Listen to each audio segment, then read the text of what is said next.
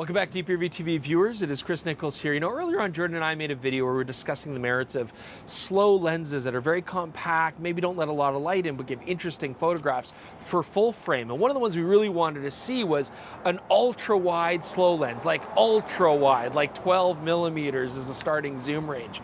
And who made it first? Who we get our hands on first?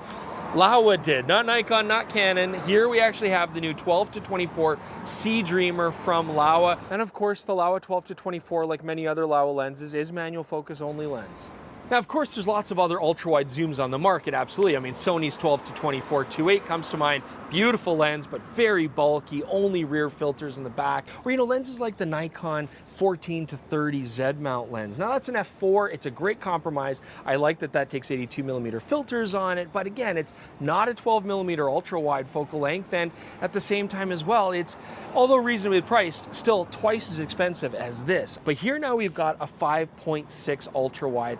That does make a lot of sense for a lot of people because first off, a lot of the shots you're going to take with ultra-wide are going to be stopped down for depth of field anyways, but also it keeps the cost down and the size down, and a compact lens it is. I mean, we're basically 500 grams here, just under, quarter of a noct, very lightweight and easy to carry, especially considering it's all metal construction. Everything does turn really smoothly. So nice dampened manual focus as usual with Laowa, nice zoom ring, clickable aperture. You cannot unclick that, but again, I find it nice. I can hear it, it's positive. Now, it's not a weather sealed lens, keep that in mind, and it does have a very interesting front hood element here. So the hood is actually integrated into the lens, but very shallow. And then you either have a lens cap, which bayonets right on, or you can use their filter adapter. That does not interfere with the hood in any way. You can then screw 77mm filters right in front. And honestly, for a lens cap, I would just keep this on here. It's not bulky. Just use a classic 77mm lens cap. You know, if you're a normal person, I mean, who am I kidding? I just don't use lens caps.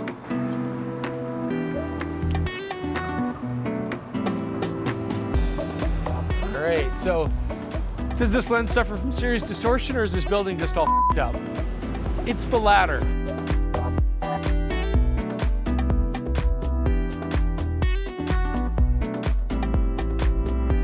It's art.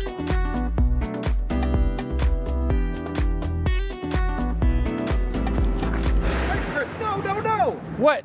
Oh, but yeah, but look, the L's are all messed up and the O's kind of funny. It could say anything. So one characteristic of ultra-wide zooms, especially compact ones, they tend to be able to focus very close.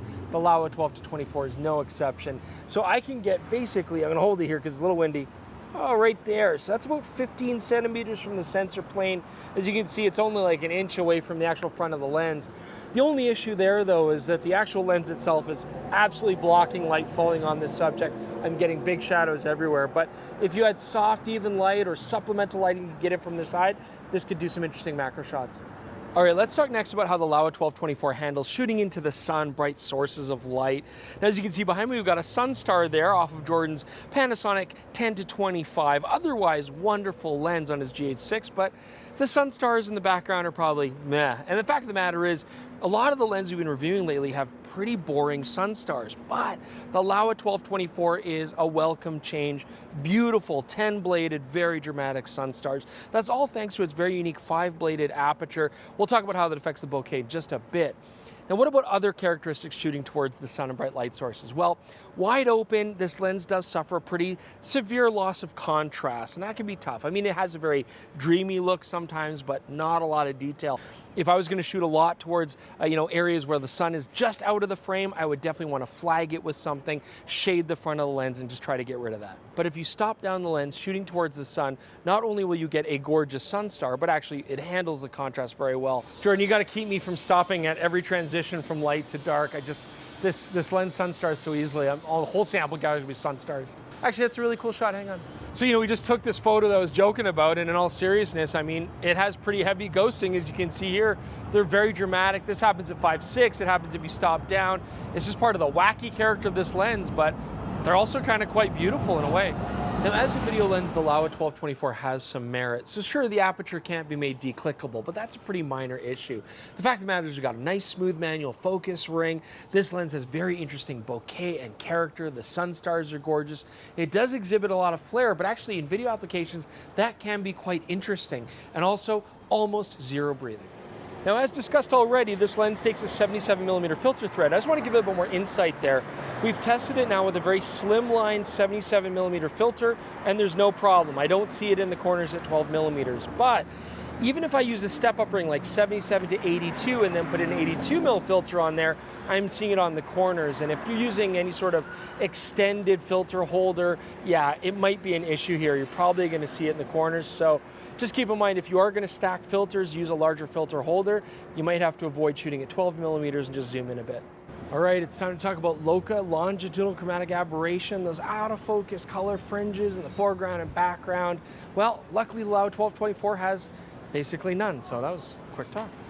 Now, maybe it goes without saying, but the Laowa 12-24C Dreamer does not transmit EXIF data or any electrical connection to the camera that you're using. Now, I know, it's an affordable manual focus lens. I get it, it's not supposed to have it, but honestly, I think we're reaching a point in time where I would gladly pay a little bit more money to get that ability to transmit EXIF data, not only from a standpoint of trying to tell Jordan what focal length and aperture I was shooting for all these samples. I mean, I'm trying to keep it up here, use a rating system to keep track. You know, it's difficult, and it will be for you too as well, but also because of the fact this lens has some optical characteristics which would, in most lenses, be normally automatically corrected out. Things like very heavy vignetting on this lens, to the point where at 12mm wide open, it can be pretty brutal. You almost have to crop it out. Distortion is there a little bit as well. And the fact is, you're gonna have to manually correct all of things yourself. And of course, on top of that, a lens like this isn't gonna have built-in image stabilization. So it's nice that I've got the Canon EOS R5 here today with IBIS, but again, without that EXIF data being transmitted, the camera has no idea what focal length I'm at. So really, as I'm zooming the lens, I have to set manually the focal length that I want the IBIS to correct for. Again, this is bothersome, and having an EXIF chip in here would just be lovely. So Bokeh on the Laowa 12-24, I was intrigued to find out what this is going to look like because we have that very interesting 5-bladed aperture which gives beautiful Sunstars.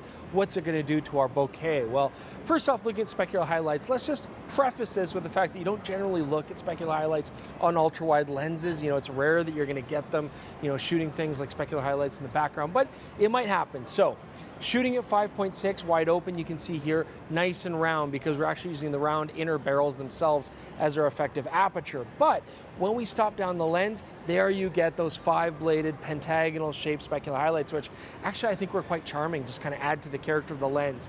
As far as the transitions of focus from in focus to out of focus, I'd actually say quite smooth. I was quite pleased with it. So sadly, the Laowa 12-24 zoom is not the sharpest lens in the camera bag. Okay, so first we're going to take a look at 12mm in the center. Now here you can see at 5.6, it's already really sharp. And if we then stop down to f11, it was already good. I don't really notice that much improvements. Now looking in the upper left corner here at 5.6, you can see wide open. It's still pretty rough at 5.6. Here at f11, it does get quite a bit nicer. Okay, so now let's take a look at 24mm because this is where the lens really has serious issues. Shooting wide open at 5.6 in the center here, you can see it's passably sharp in the center, but that's about the only place that it's sharp. If I stop down to f11, things do get better, more consistent across the field, and I would absolutely only shoot 24mm stop down at least 1 or 2 stops. I mean, really, you need to do it.